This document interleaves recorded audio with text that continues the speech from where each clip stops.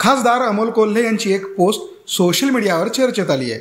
या पोस्टमध्ये त्यांनी मुंबईत गाडीने प्रवास करताना आलेला धक्कादायक अनुभव शेअर केला आहे, ज्यात त्यांनी पोलिसांना प्रत्येक चौकात वसुलीसाठी टार्गेट ठरवून देण्यात येत असल्याचा दावा केला आहे।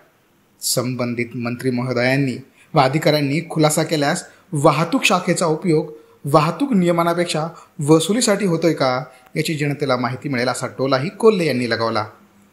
दरम्यान कोल्हेंच्या या गंभीर आरोपांनी राजकीय वर्तुळात वेगळीच चर्चा रंगली आहे। जय शिवराय।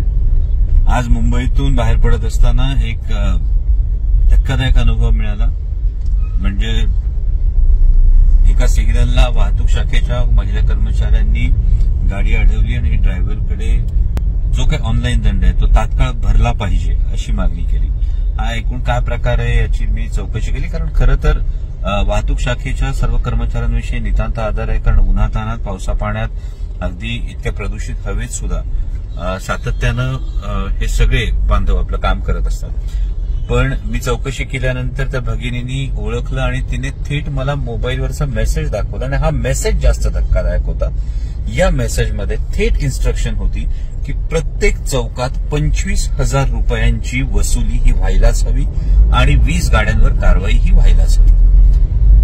एकूण चौकांची संख्या गुणिले 25,000 जर हा एकूण आकडा बघितला तर हे खूपच धक्कादायक असे एक वास्तव समोर येतं आणि मला वाटतं संबंधित मंत्री महोदयांनी आणि संबंधित अधिकाऱ्यांनी जर यावर प्रकाश टाकला तर आतापर्यंत आमचा जो एक समज आहे की वाहतूक शाखेच्या पोलीस बांधवांचा खरं तर कर्तव्य हे वाहतूक नियमनाचं असतं। त्या पलीकडे जाऊन जर हे आत्ताचं ट्रिपल इंजिन सरकार अशा पद्धतीच्या वसुलीसाठी जर वापर करत असेल तर आमच्या ज्ञानात याने खरं तर भर पडेल।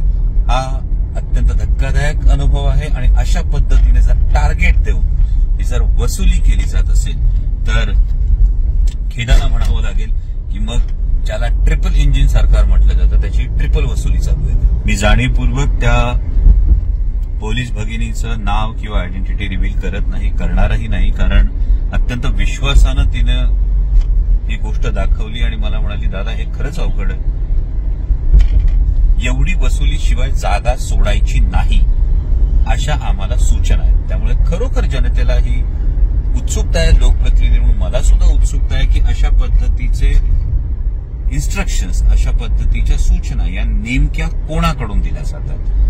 कृपया संबंधित मंत्री महोदयांनी यावर प्रकाश